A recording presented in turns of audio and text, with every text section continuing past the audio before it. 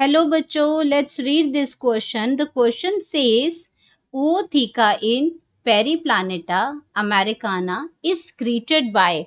तो पेरीप्लानेटा Americana cockroach का ही scientific name है और उसके बारे में बात कर रहे हैं कि जहाँ पे ootheca है उनको इनमें से कौन सी जो ग्लैंड है वो स्क्रीट करती है।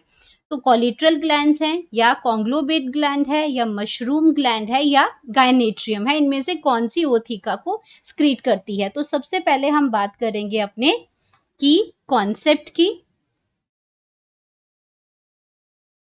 की कॉन्सेप्ट है इसमें हमारा function of ootheca। Function of ootheca in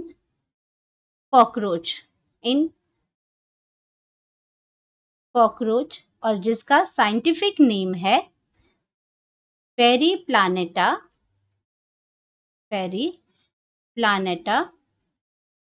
Americana. तो ये साइंटिफिक नेम है, तो ये अंडरलाइन होना चाहिए यहाँ पे।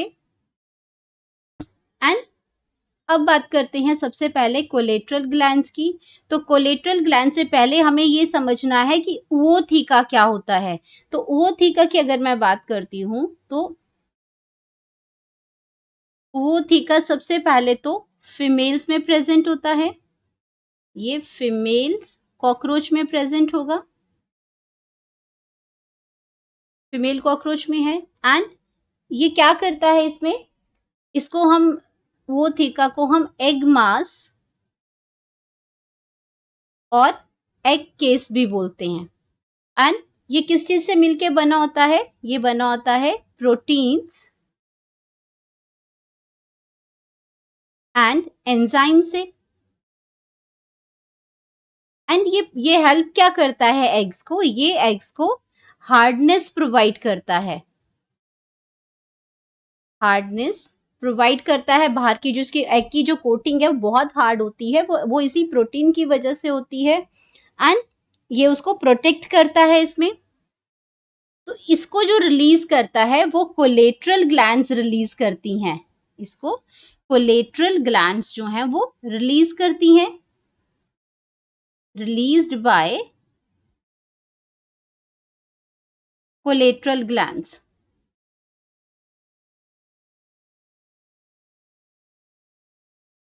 कोलेट्रल ग्लैंड्स इसको स्क्रीट करती हैं क्योंकि ये भी फीमेल ग्लैंड्स हैं, फीमेल रिप्रोडक्टिव सिस्टम में प्रेजेंट होती हैं और ये ग्लैंड्स रिस्पॉन्सिबल होती हैं ootheca को रिलीज करने के लिए। और इसमें एग्स जो होते हैं वो स्टोर होते हैं, वो उसको हार्डनेस प्रोवाइड करती है। और अगर हम बात करते हैं कॉन्ग्लोबेट ग्लैंड की, तो कॉन्ग्लोबेट जो ग्लैंड है वो प्रेजेंट होती है मेल में। अगर मैं सेकेंड ऑप्शन की बात करती हूँ यहाँ पे कॉन्ग्लोबेट की, कॉन्ग्लोबेट ग्लैंड ये मेल कॉकरोच में प्रेजेंट होती है। तो ये आपका फीमेल ootheca को रिलीज नहीं कर सकता, तो ये ऑप्शन रॉन्ग हो जाएगी। मशरूम ग्लैंड्स हैं, ये भी आपकी कहाँ प्रेजेंट होती है? मेल कॉकरोच में ही प्रेजेंट होती है। ये भी मेल कॉकरोच में ही प्रेजेंट होंगी। और अब बात करते हैं हम गायनेट्रियम की। तो गायनेट्रियम कहाँ प्रेजेंट होता है? गायनेट्रियम की अगर बात होती है, इसमें जो इसका फोर्थ ऑप्शन है वो है गायनेट्रियम। गायनेट्रियम एक जेनेटियल पाउच है। इसको हम क्या कहते हैं? एक जेनाइटल पाउच है।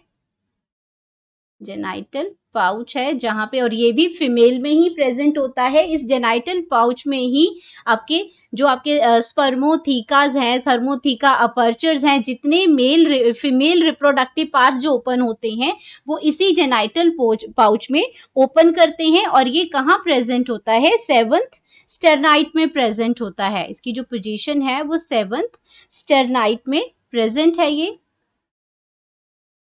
एंड ये आपका इसमें 8th और 9th स्टर्ना के साथ कॉम्बिनेशन करके ये पाउच बनाता है। ये आपका जो सेवंथ स्टर्नम है ये बोट शेप का स्ट्रक्चर होता है, बोट शेप्ड स्ट्रक्चर होता है। एंड ये क्या करता है, combination of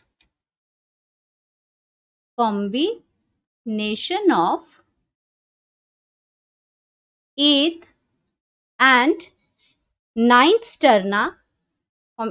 sterna, in sterna से ये कंबाइन करता है और ये बना देता है एक पाउच लाइक स्ट्रक्चर जिसको हम जेनाइटल पाउच कहते हैं, और उसी का ही दूसरा नाम है गाइनेट्रियम। गाइनेट्रियम। सो इसी के अंदर कोलेट्रल ग्लैंड्स भी होती हैं, स्पर्मोथीका भी प्रेजेंट होता है जो स्पर्म्स को इसमें रिसीव करता है। तो ये कोलेट्रल, ये इसमें ये रिलीज नहीं करता ओवोथीका को। तो ये एक ऐसा अपर्चर, ऐसा पाउच है जिसके अंदर सारे रिप्रोडक्टिव जो पोर्शंस हैं फीमेल के वो प्रेजेंट होते हैं। तो हमारे पास करेक्ट ऑप्शन आ जाता है collateral glands. Correct option number 1. Hope you understood it well. Best of luck. Thank you.